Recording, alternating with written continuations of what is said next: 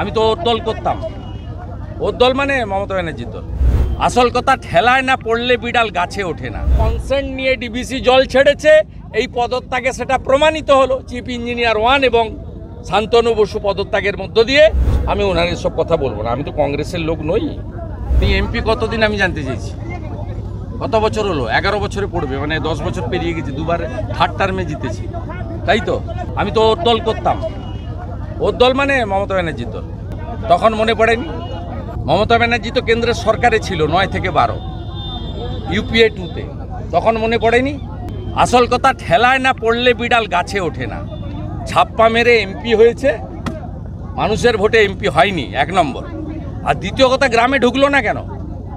SD office, পৌরসভা office, পুলিশের ঘেরা টপ। ওকে বলবো রাজধর্ম পালন করুন, প্রত্যেকটা গ্রাম পঞ্চায়েতে যান। আপনার লোকসভা কেন্দ্রর 75% জায়গা প্লাবিত। কেশপুরের বড় অংশ, দেবরার বড় অংশ, ঘাটাল সম্পূর্ণ, দাসপুরের বড় অংশ, পাঁশকুড়া সম্পূর্ণ। সবং পিংলা ছাড়া, পিংলারও অল্প কিছু হয়তো হবে, বাকি পুরো জায়গা। এইসব লেকচারবাজি বন্ধ করুন। আজকে রবিবার শুটিং ছিল না, তাই শুটিং করতে এসছে।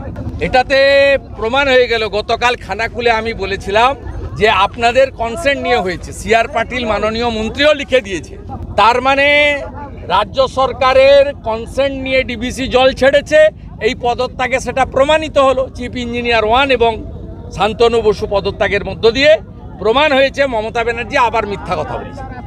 আরেকটা লাস্ট প্রশ্ন, অধীর চৌধুরীকে সরিয়ে শুভঙ্কর সরকারকে প্রদেশ কংগ্রেস সভাপতি করা হয়েছে, এবং তিনি যেটা বলছেন যে ইন্ডিয়া জোটে বামেরা ছিল, তৃণমূল ছিল, ওটা আমাদের ভুল হয়েছে। আমি ওনার এসব কথা বলবো না, আমি তো কংগ্রেসের লোক নই। কংগ্রেসের আভ্যন্তরীণ বিষয় বলবো।